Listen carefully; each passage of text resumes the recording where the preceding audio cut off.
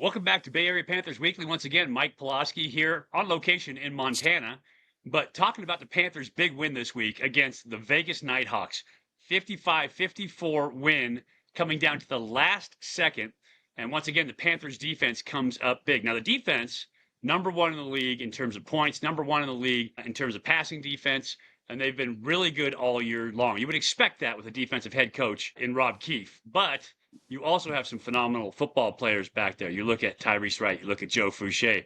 But I would argue the leader of the defense is Trae Meadows. And he's here with us right now to talk about that defensive backfield, to talk about that victory versus the Vegas Nighthawks and what that means in terms of the big picture in this season. So, Trae, welcome to the show. Great to have you on.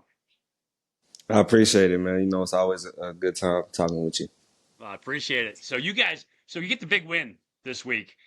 You come off of that game in San Diego, and San Diego had some big dudes out there at receiver, right? I think that you guys on the road, it's tough to win. Maybe didn't play up to the standards that you expected.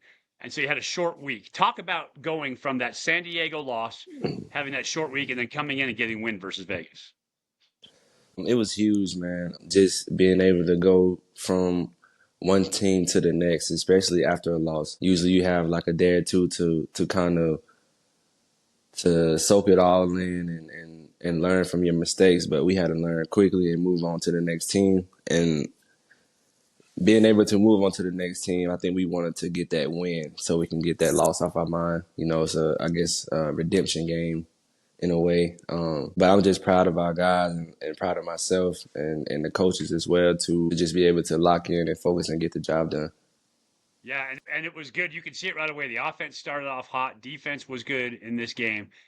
Talk about that. What does it mean for you when the offense starts out with a great rhythm like they did in this game versus Vegas? Obviously, versus San Diego, early on there was a turnover. You guys had to get back on the field. What does it mean for the defense when the offense is firing on all cylinders? It just makes us want to play at a higher level. It's a competition within the team. Offense doing good, we want to do good as well. Complimentary football. We don't want to let them guys down because they worked hard to put us in a position of where that we was in the game. 14-0 first quarter, like that's big. So we want to follow up with that and not let the team down. Yeah, and that is big. Defense, last game you guys played Vegas, they held them scoreless for the first half. So a big time game going into this one. You guys, like I said, tops in the league in terms of defense. Rob Keefe is a defensive guy, former defensive back. What does it mean having him as your position coach, as a head coach, as a mentor for you guys? And how does that gel with the defense? With his experience as a player and as a coach, he's been doing this almost 20 years. So he's very knowledgeable of the game and knows what it takes as a player. And then being a coach, he wants to implement that to us. I think it translates just to our overall team as well, not just him being at a position of a DB, but just him being in the sport for so long. It's gems that we can get from Coach Key from any position. He played it all too as well, whether it's DB, receiver, kick return. He said he even did a long snapper. He was the holder for PATs. So he done it all. So he kind of can give knowledge to anybody in any kind of situation because he's been in it all situations. Which brings up a point I was going to ask you about. You were long snapping this game. Yeah, I long snap every game. Have you been long snapping all year? Like, I don't pay Yep. attention to who's snapping the ball. Now, how many DBs are long? I long snapped in high school, and I was our backup long snapper in college. I mean, quarterbacks are natural. When did you start long snapping? I didn't start long snapping until I got with the National Wranglers in 2022, which is kind of crazy. Coach Moss had asked the question of who can long snap, and I just raised my hand. Never done it before, but I gave it a shot, and I was actually pretty good at it. And then I ended up starting at it. So over time, I just learned little things to perfect the technique of long snapping because there's a lot of technique to it. I don't want to just be just out there throwing the ball back to them. I actually want to be precise with my movements and stuff like that to help with the operation time. Now you're surrounded by big guys on either side of you now. So Yeah. and usually skill guys don't like getting their knees bent. They like getting guys around them, in the huddle. What does that feel Yeah. like for you when you're long snapping? Now that I'm used to it and got as many reps as I have it don't really affect me as much. I'm just glad that we're indoors and nobody has cleats on. That's when it gets a little messy where people stepping on your toes and then closed spaces like that. But yeah, it's not big of a deal no more. My first time snapping, I was a little nervous, but ended up getting over it. That's funny. So when I saw you down there, I didn't look at it the whole year long because I never look Yeah, at the long snapper. But I was laughing. I'm like, wait, Trae Meadows is long snapper. What's that about? I have to ask him about yeah, that. So I love the fact the more you can do on the club, right? There's only a 21 man yeah, roster going into a game, and the more you can do, the more you help the team. So exactly. I love the fact that you're doing that, selfless, right? You're right. Talk about this game. So 5 tackles in this game, 2 pass breakups, and in position a lot. Talk about your play in this game and what you were doing with both, thinking about the different quarterbacks they had with Jaden DeLora playing at one point and then with Jerome Johnson playing. How does that change your game? And then talk about what you were doing to be in position. All week we know that pretty much on film that Delora was the passing quarterback and Johnson was the more of the run quarterback. But doesn't mean that Delora couldn't run and didn't mean that Johnson couldn't pass. It was just what their strengths are. I mean, Coach Keefe always says just because call a call that's pretty much um, heavy run more so than pass, he said still be aware of the pass. So I was just focusing on my mind that every play was a pass, so and I just reacted to the run. And then, so you were in great position on several plays during this game. As a guy, as a vet, how do you like read the game to be in position? Delora missed his guy. He was just a little bit off. Anytime anybody's a little bit off, you seem to be the guy that's right there for it. I mean, just more so film study, and then with just the reps I've got at playing 3 years in this, and just having a heart to know that I can run with anybody. I'm not scared for anybody to run by me. If they do get by me, I don't panic, and I just try to make the play when I can. At the end of the game, they have Jerome Johnson in. And so as a broadcaster, I'm thinking, oh, they're going to try to run this ball with Jerome Johnson. Did it Yeah. surprise you that they tried to throw that rock? No, because I was matched up with Quentin Randolph, which is their top receiver, one of their top receivers. And I used to play with him in Naz Wrangler, so I already know how he is as a player as well, just from playing with him. So I knew that with him being, it was it was 1-on-1 pretty much. Like he didn't look at any other. When I watched the film back, he didn't look at anybody else. He was looking at him the whole way. Coach Keefe always talks about how we can prepare for those moments in practice where like how can you simulate the high intensity of that one play right there. So I just went with what I knew, my technique, and trusted myself, and made the play for my team. What were you thinking? Like, what goes through your head in a moment like that? What are the thought process? Because most people never get to face that. But for you, what was the thought process?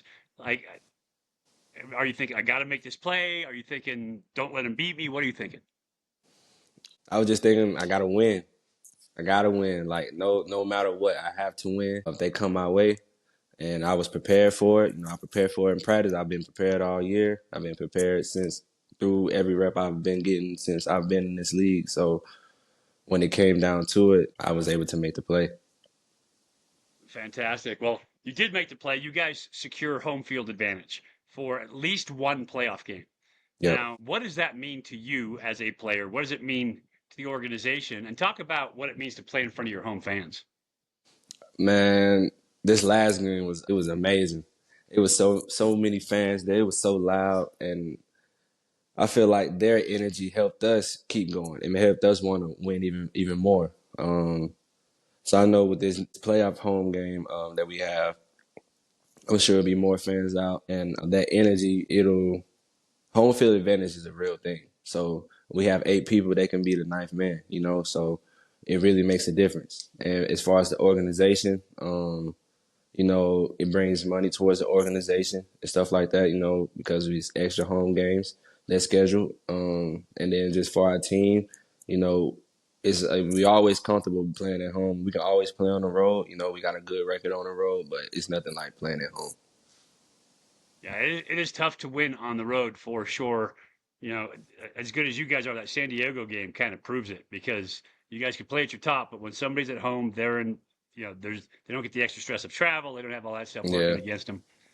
Um, Playoffs are coming, right? You're a guy who's been in the playoffs every year you've been in this league. Talk yeah. about how talk about how the team needs to prepare, the mindset you need to have going in. It's I was talking with the guys last week, and then I kind of like reiterated that in Friday's game and after the game that from here on, that since the Vegas game, well, even the San Diego game, each game is now a playoff game. As I was watching even games this past weekend, well, yesterday, every game was close. So this whole weekend, it was full of close games. I think the Tulsa and Massachusetts game went to double overtime. So it's that time of where like the league is really good. Nobody's lacking anymore. Nobody's a rookie anymore. So this is the time to really dial in. And there's an old saying that defense wins championships, right? Yeah, What does that mean to you? it means that if the other team can't score, they really can't win. And then it's a mentality that you want to dominate. You want to be dominant and help your team win. Because I know our offense is going to score regardless. They're going to put up at least 40 plus points every game. We just gotta do our part on defense. And as you go into the playoffs here, what are your personal goals? And then what are your goals for the team? My personal goals, of course, I want to win a championship. Of course, I still want to continue to get more interceptions.